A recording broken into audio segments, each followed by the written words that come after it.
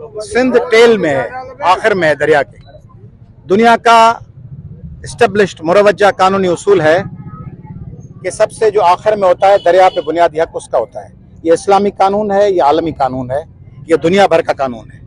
इसलिए सिंध का पानी बंद करना आलमी, इस्लामी, आईनी, इंसानी हुकूक और कवानीन की खिलाफ वर्जी है। ये फार्मूला कि पानी हमारे पास से गुजर रहा है, फिर तो पानी ऊपर से आ रहा है, कोई गिलगित पे उसको रोक दे, फिर कोई हिमालय पे उसको रोक दे, फिर दरिया सिंध तो हिमालय से आता है।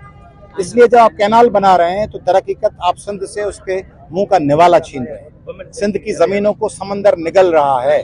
केटी बंदर, शाह बंदर, जाती, चूहड़ जमाली, बदीन के भुगड़ा मेमन और आसपास के इलाके, ये तमाम, और खुद कराची, ये समंदर की मौजों के निशाने पर है।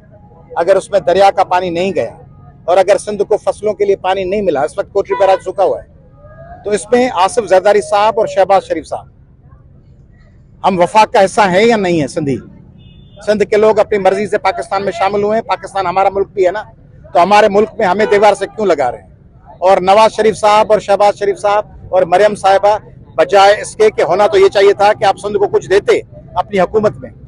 आपके हुकूमत में सिंध में फकत गुर्बत है, बेरोजगारी है, भूख है, अफलास है। उसमें जो रही सही कसर है वो दरिया सिंध का पानी बंद करके आप पूरा कर रहे हैं। इसके नतायज खतरनाक निकलेंगे। मैं पंजाब में बसने वाले अपने पढ़े लिखे समझदार लोगों से, आम पंजाबी जो मेहनत कश है, जो ईमानदार है, जो वतन से इतनी मोहब्बत करता है जितने दूसरे सूबों की करते हैं, उन पंजाबियों से रिक्वेस्ट कर रहा हूँ कि अपने पश्तून, बलोच और सिंधी भाइयों को जीने दें। मैं उनसे गुजारिश कर रहा हूँ कि आपके हुक्मरान फेडरेशन के बुनियादी उसूलों के खिलाफ काम कर रहे हैं। वफाक इस तरह नहीं चलता, फेडरेशन इस तरह नहीं चलती। दरियाए डेन्यूब पूरे यूरोप को आबाद करता है। दरियाए फरात और नील पूरे अरब इलाकों को आबाद करते हैं। वहां तो कोई नहीं रोकता, 15-15 मुल्कों से बहते हुए आते हैं। अमेजोन दरिया, आप एक सूबे के बराबर में दूसरा सूबा उसका पानी बंद कर रहे हैं। यह आपकी दुश्मनी सिर्फ सिंध से नहीं होगी। हम पंजाब के भाइयों से, सिविल सोसाइटी से, अदीबों से, शायरों से, सहाफियों से, सियासी कारकुनों से इस्तदा कर रहे हैं कि आप पंजाब की हुकूमत और फेडरेशन के इन मजालिम के खिलाफ आवाज बुलंद करें। पीपुल्स पार्टी के किरदार को आप कैसे देखते हैं? यही उन्हीं पे तो बात कर रहा हूं कि नवाज शरीफ और पीपुल्स पार्टी सिंध के लोगों के जीने का जरिया छीन रही है। और उसमें नवाज शरीफ को तो चलो यहाँ से वोट नहीं मिले मगर फिर भी वजीर आजम तो है ना, मुल्क के है ना, एक सूबे के वजीर आजम तो नहीं है ना। और जरदारी साहब तो कहते हैं मैंडेट है। जरदारी साहब, पहला सवाल है, आपके पास मैंडेट था तो कल वो मैंडेट वाले लोग कहाँ गए?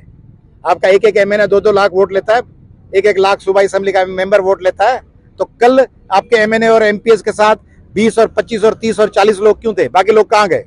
क्योंकि वो मैंडेट भी झूठा था और सिंध के लोग समझ रहे हैं कि कैनाल आप बनवा रहे हैं, इसलिए वो आपका साथ छोड़ गए। आप तन तनहा खड़े थे। अब भी समझ जाएं, सिंध के लोगों के बुनियादी मुतालबे के साथ खड़े हों। और अगर समझते हैं कि पाकिस्तान के हुक्मरान आपकी बात नहीं मानते तो ये हमें मत सुनाएं। 2 सूबों के गवर्नर आपके हैं, 2 सूबों में हुकूमतें आपकी हैं, सेनेट की चेयरपर्सनशिप आपके पास है, इनकम सपोर्ट प्रोग्राम की क़यादत आपके पास है, कौमी असम्बली में नशस्तें आपकी हैं और मुल्क की सदारत आपके पास है।